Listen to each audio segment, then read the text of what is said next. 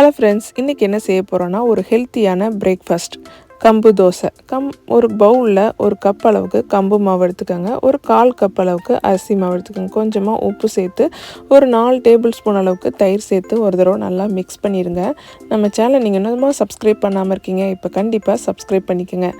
கொஞ்சம் கொஞ்சமாக தண்ணி சேர்த்து இப்படி விஸ்கு வச்சே நல்லா மிக்ஸ் பண்ணும் போது மாவு எதுவும் கட்டியே தட்டாதுங்க, சூப்பராக மிக்ஸ் ஆகி வரும். நீங்கள் எந்த மாவில் கரைச்சி இப்படி சுட்டாலும் இந்த மாதிரி விஸ்கு வச்சு கலந்து பாருங்களேன், கட்டியே தட்டாது, ரொம்ப ரொம்ப ஈஸியாக ஸ்மூத்தாக மிக்ஸ் ஆயிரும்.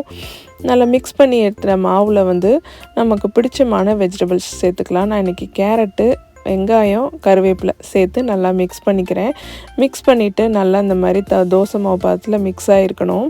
அதை நல்லா சூடான தோசைக்கல்லில் நல்லா எண்ணெய் தடவிட்டு தோசையை சுற்றி எண்ணெயோ நெய்யோ சேர்த்து நல்லா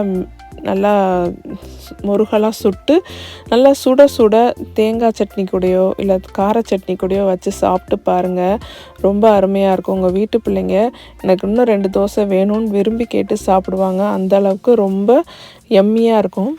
நான் இன்றைக்கி அதிலே முட்டை தோசையும் சுட்டுக்க போகிறேன். தோசையை ஊற்றி அதுக்கு மேலே முட்டையை நல்லா உடச்சி ஊற்றி உப்பு மிளகு பொடி போட்டு 2 பக்கமும் நல்லா முருகலாக சுட்டு எடுத்திங்கன்னா முட்டை தோசையும் சூப்பராக ரெடி ஆயிடுச்சு.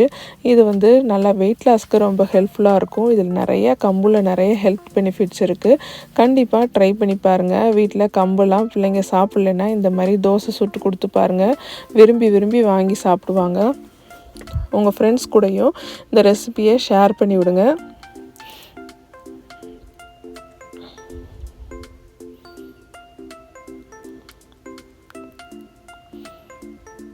Thank you friends.